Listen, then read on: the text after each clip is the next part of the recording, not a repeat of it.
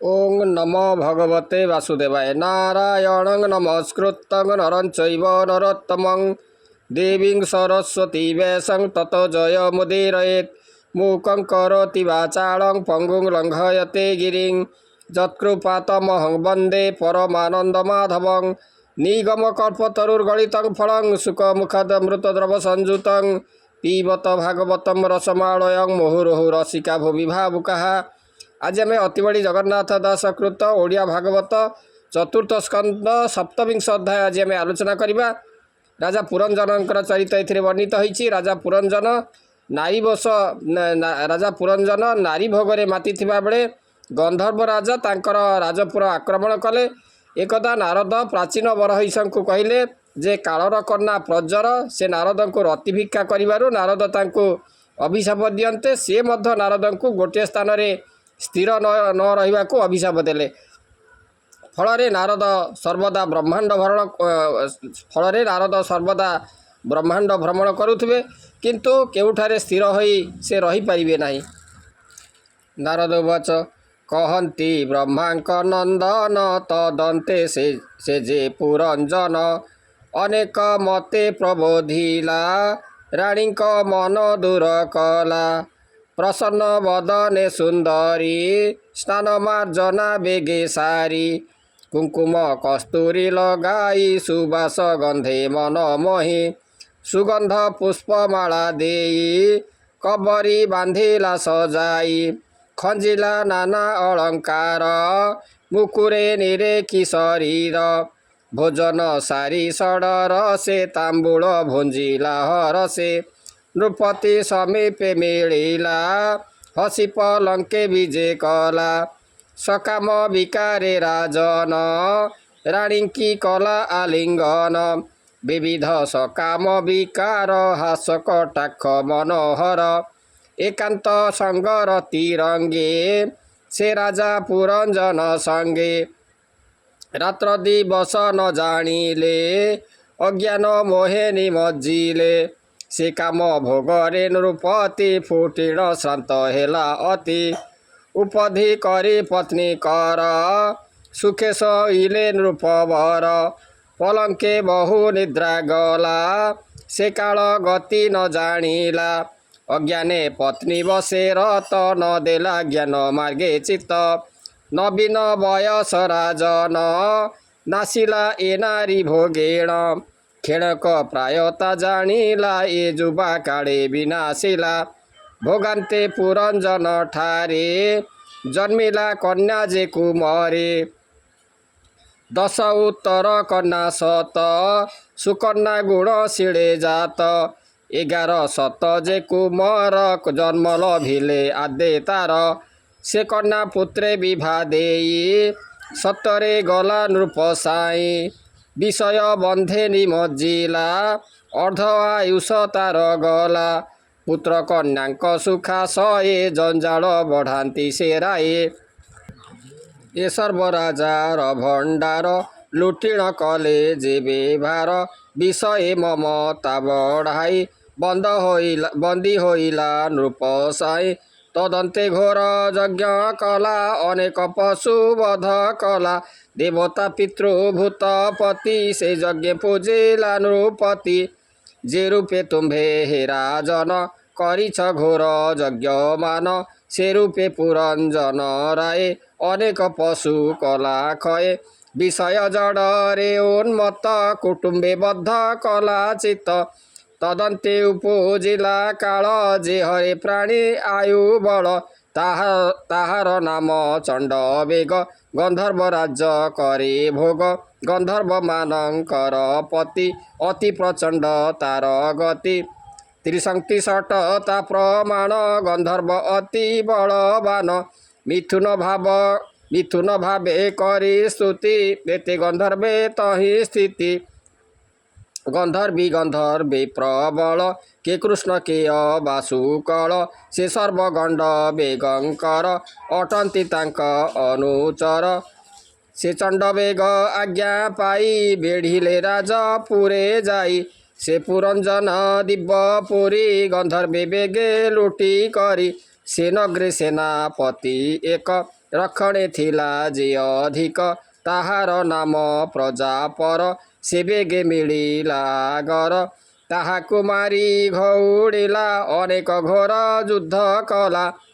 ସେ 7 ସମ୍ବତ୍ସର ନିତେ ଯୁଝିଲା ଗନ୍ଧର୍ବ ସଙ୍ଗତେ ଗନ୍ଧର୍ବ ଅତି ବଳବାନ ତାହାକୁ ମାରି କଲେ ଛନ୍ନ ସେ ପୁରବାସୀ ଯେତେ ଥିଲେ ସେ ସର୍ବ ଆକୁଳେ ଶୋଚିଲେ ଆରେ ଯେ ନ ପାରନ୍ତି ଯାଇ ଦୁଃଖେ ରଦନ୍ତି ସୁଖ ପାଇ ଯେ ପୁରେ ନୃପ ପୁରଞ୍ଜନ ସଙ୍ଗତେ ଘେନି ପରିଜନ ପାଞ୍ଚାଳ ଦେଶେ ନାନା ସୁଖ ଯେଣୁ ଭୁଞ୍ଜିଲା ଅବିବେକ ପତ୍ନୀ ବସେ ତା ଦିନ ଗଲା ଅଳପ ସୁଖେ ନିମଜ୍ଜିଲା ନ କଲା ସେ ଭଏ ବିଚାର ଏଣୁ ହୋଇଲା ଦୁଃଖ ଘର ପ୍ରାଚୀନ ଅଗ୍ରତେ ନାରଦ କହିଲେ ଯୁଦ୍ଧର ସମ୍ବାଦ କାଳର କନ୍ୟା ଏକ ଥିଲା ତାହାକୁ କେହି ନ ବରିଲା ଏତିନି ଲୋକେ ସେ ଭ୍ରମଇ ତାଠାରେ କେହି ବିଭା ନହି ସେ ଯାରେ ବର ଇଚ୍ଛା କରେ ସେ ଦେଖି କମ୍ପେ ଥର ହରେ ସେ ସର୍ବ ଅଭାଗ୍ୟର ଧାମ ଦୁର୍ଭାଗୀ ଏଣୁ କରି ନାମ ସେ କନ୍ୟା ପୂର୍ବେ ଏକ କାଳେ ଯଜାତି ବିଭା ହେଲା ବେଳେ ତାଠାରେ ବଇ ଭୋଗ ସାରି ପୁତ୍ରକୁ ବରେ ଇଚ୍ଛା କରି ତାହାକୁ ଯଜାତି ରାଜନ ପୁତ୍ରକୁ କଲେ ସମର୍ପଣ ତା ଜ୍ୟେଷ୍ଠ ଯେତେ କକୁମର କେହି ନ କଲେ ଅଙ୍ଗୀକାର କନିଷ୍ଠ ପୁତ୍ର ପୁରୁଥିଲା ସେ ପିତା ଆଜ୍ଞାରେ ବରିଲା ଏମନ୍ତେ ସେ କାଳ ଦୁହିତି ସେ ବରେ ନୁହେଁ ତୁଷ୍ଟମତି କାମ ଭୋଗେଣ ବଳ ହରି ତଦନ୍ତେ ସଂସାରେ ବିହରି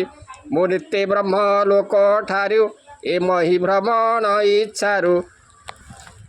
ଆସନ୍ତେ କୃଷ୍ଣ ରସେ ରସି ସେ ମୋତେ ଭେଟିଲା ଦୁର୍ଦ୍ଧସି ବୋଇଲା ଶୁଣ ମୁନିବର ମୋ କାମ ଦୁଃଖ ପରିହର ଯତିତପଣ ମୋର ଜାଣ ତଥାପି ବରିଲା ଭ୍ରମେଣ ହେ ମୁନି ଶ୍ରେଷ୍ଠ ଯୋଗେଶ୍ୱର ମୋ ତୁଲେ ଗୃହ ଧର୍ମ କର ତୁମ୍ଭେ ମୋହର ନିଜ ପତି ଏଣୁ ଅଇଲି ତୁମ୍ଭ କତି ପୁରୁଷ ସୋଧର୍ମଟି ଏହି ପ୍ରାପତ ଧନ ନ ତେଜଇ ଚାଚକ ଧନ ପ୍ରତେଜିଲେ ସେ ସୁଖ ନ ଲଭନ୍ତି ଭଲେ ଏମନ୍ତ ବାକ୍ୟ ତାର ଶୁଣି ଆମ୍ଭେ ପ୍ରକୋପେ ତାଙ୍କୁ ଭଣି କହିଲୁ ତୁ ନିଶ୍ଚେ ଯୁବତୀ ପ୍ରମଦା କୋଳେ ନହୁ ସତୀ କୁଳ ଦୂଷଣ କର୍ମ ତୋର ନ ମରି ଧରିଛୁ ଶରୀର ପାତ୍ର ଅପାତ୍ର ତୁ ନ ଜାଣୁ ଦୂଷଣ କଥା ମୁଖେ ଭଣୁ ଶୁଣ ତୁ ପାମରି ଅଜ୍ଞାନୀ ଆମ୍ଭେ ଯେ ଅଟୁ ମହାମୁନି ଗୃହସ୍ଥ ଧର୍ମ ଆମ୍ଭ ନାହିଁ ତୋର ଚରଣେ ଇଚ୍ଛା କାହିଁ ତୋହର ବରେ ଯେବେ ଇଚ୍ଛା କହିବା ପୁରିବ ତୋର ବାଞ୍ଛା ଯବନ ମାନଙ୍କ ଈଶ୍ୱର ତୁ ଯାଇ ବେଗେ ତାକୁ ବର ଏ ତୋର ଯେତେ କାମ ଇଚ୍ଛା ସେ ତୋର ପୁରା ଇବେ ବାଞ୍ଛା ତା ଶୁଣିବି ମୁଖେ ତରୁଣେ ସେ ମୋତେ କୋପେ ସାପ ଭଳି ବୋଇଲା ଶୁଣ ମୁନିବର ମୋ ପ୍ରୀତି ଆଶା କଲୁ ଦୂର ତୁ ଏକଠା ବେ ନ ରହିବୁ ଜୀବନେ ଯେତେ କାଳ ଥିବୁ ବ୍ରହ୍ମାଣ୍ଡ ମଧ୍ୟେ ସ୍ଥାନ ଯେତେ ଭ୍ରମଣ କରୁଥିବୁ ନିତେ କାହିଁ ତୁ ନ ଲଭିବୁ ସୁଖ ଇତ୍ୟାଦି ଭୋଗ ତୁ ବିମୁଖ ଏ ଘୋର ସାପ ମୋତେ ଦେଇ ବରିଲା ଭଏ ପତି ପାଇ ଭୋ ଦେବ ଯବନ ଈଶ୍ୱର ତୁ ବୀର ବଳେ ବଳିୟାର ଏଣୁ ବରିଲି ମୋହି ତୋତେ ମୋର ବିନୟ ଘେନ ଚିତ୍ତେ ତୁମ୍ଭଙ୍କୁ ଯିବା ମାଗେ ଯାହା विनाश नहे काम ताहा शुण जबन अधिपति एबे निलोक शिशुमती जे लोक शास्त्र रे उचित द्रव्य होइछि उपगत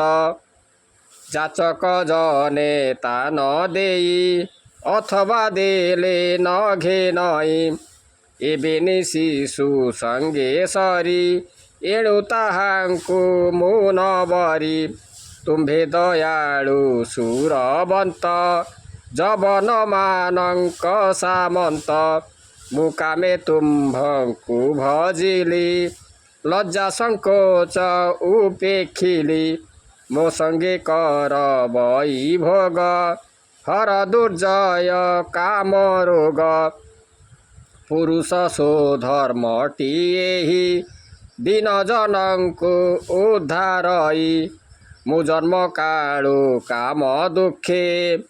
तुमते न तेज विमुखे तार कार्पण्य वाक्य शुणे जबनेश्वर मने गुणी